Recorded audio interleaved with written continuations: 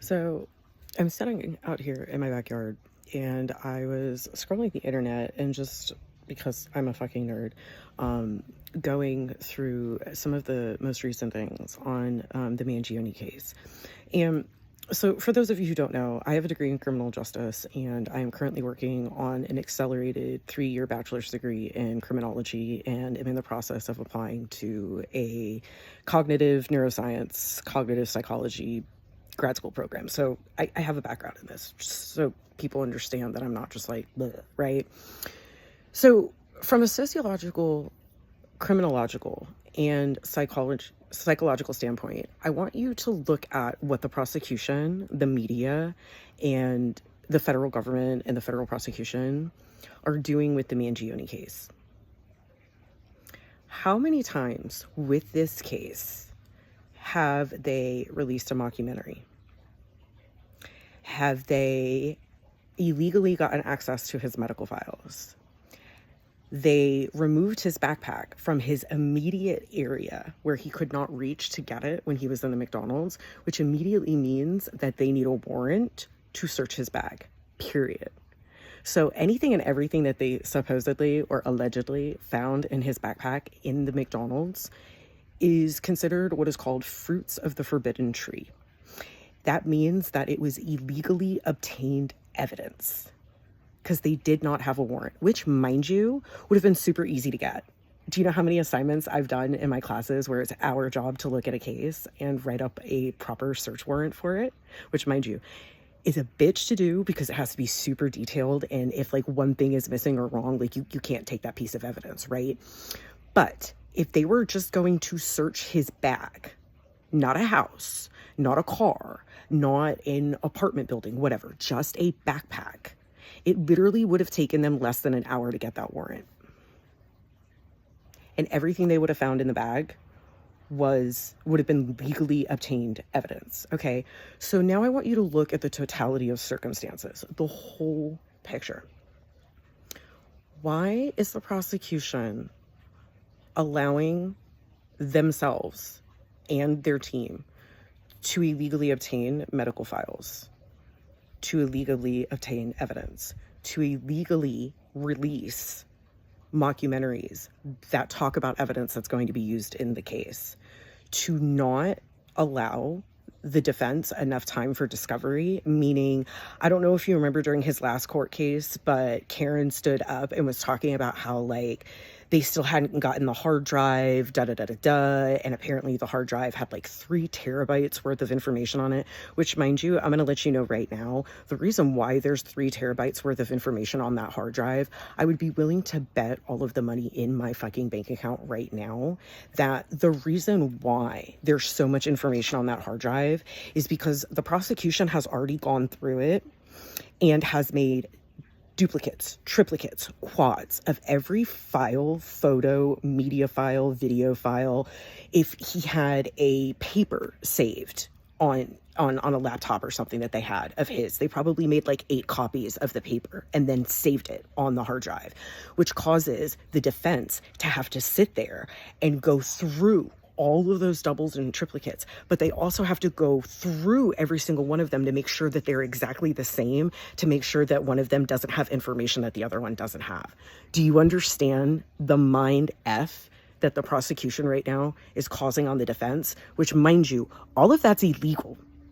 You're not supposed to do that. That's setting up the defense to fail and setting up the person being defended to not have a proper defense. Not to mention, it completely screws with his constitutional amendment of a timely case. Like, I just don't understand why more people aren't speaking out about this and aren't talking about the blatant Hollywood, like, Lifetime story they're trying to make this out to be, when in all reality, all they're doing is handling his case completely illegally, violating, at this point, I think 6 or 7 of his constitutional amendment rights. I've counted at this point. And if they let him go, they set a precedence. If they don't let him go and he gets life in prison, they make him martyr. If they don't let him go and he gets the death penalty, they make him a martyr. If it's jury nullification, it sets a precedent. Do you understand what I'm saying? The federal government in New York prosecution and Pennsylvania, if that's even really going to be a thing anymore, they have themselves in a bind. Like, do you not understand that is literally the reason why they're doing all of this? Because they know the American, like, general public has an attention span of, because we're on social media all the time, right? So, like, they know that they can sit there and release a mockumentary because people are obsessed with him, because he's good looking, because he's rich, because he's smart, because of the case, because of, you know, the fact that, you know, it made this huge class awareness and, like, all of this other stuff. Like, they know people are invested.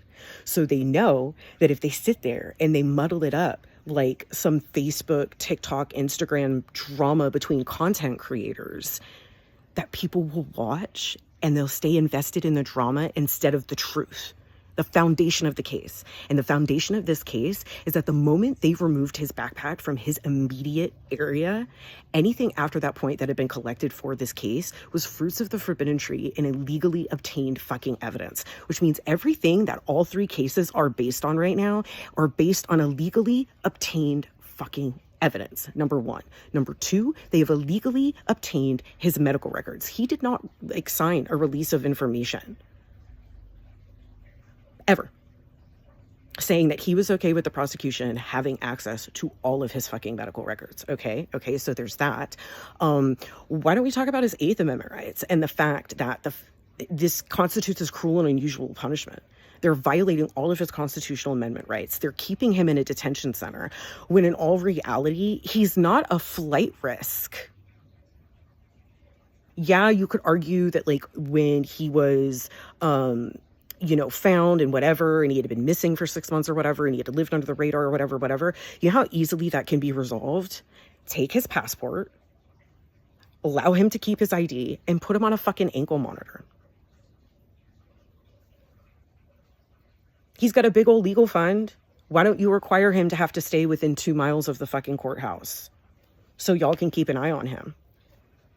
Like, really, like, legitimately, like, there is so much effed up about this case from a legal, sociological, criminological, and, like, sociological and psychological standpoint that, like, I don't understand why more people aren't fucking talking about this. Because if a rich, well-to-do, well-educated, white man can get treated like this in the American criminal justice system, how bad do you think it is for everybody else? I can tell you. I've gone to school for it for the past fucking 4 years. I can tell you. But I really want you to sit there and think about that. That if they're treating him this badly, how badly do you think they're treating everybody else? How much do you think they're violating everybody else's constitutional amendments?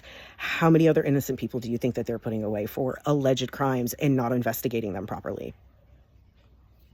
Think about that.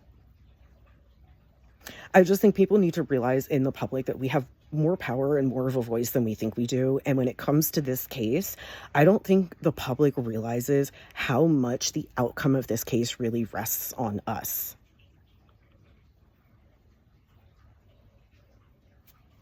Just saying. Go look up other cases. Go look up O.J. Simpson. Go look up the media around that case. Go look at the public's reaction to that case. Look at how many communities of color throughout the United States rose up and said that they were just going to screw over another man of color in the justice system and, like, lock him away and and had his back. And yes, you could possibly argue that it's O.J. Simpson, right? Mr. Football, Mr. Actor, whatever.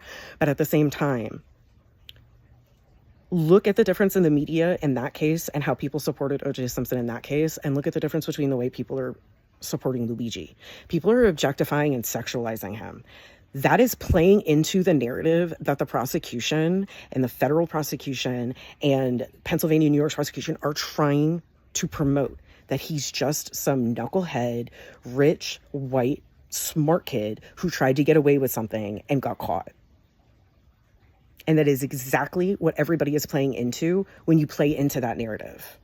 We need to start playing into the narrative of the fact that we as American people are not going to put up with a criminal justice system treating people like this anymore. They legitimately, from a criminological standpoint and a legal standpoint, they have nothing to stand on in any of their cases. And we need to start acknowledging that, because then that puts pressure on all of the prosecutions to actually have to do their fucking job and promote and present real, empirical based evidence and research to support their claims. So I want everybody to think about that over the next couple of weeks when you're online and you're commenting on his videos, because his next case is the 16th of this month. And I really want you to think about that, because come by the end of this year, one of those cases is going to start, because they would have finished jury selection for one of them. And my guess is it's probably New York. And that's going to be the hardest one to win. Because if they can make New York fall apart, Pennsylvania in the federal case fall apart with it. None of the stories match between the cases. None of the motives match between the cases. None of even the maps of how he got to the hotel match between the cases. Who's really bullshitting?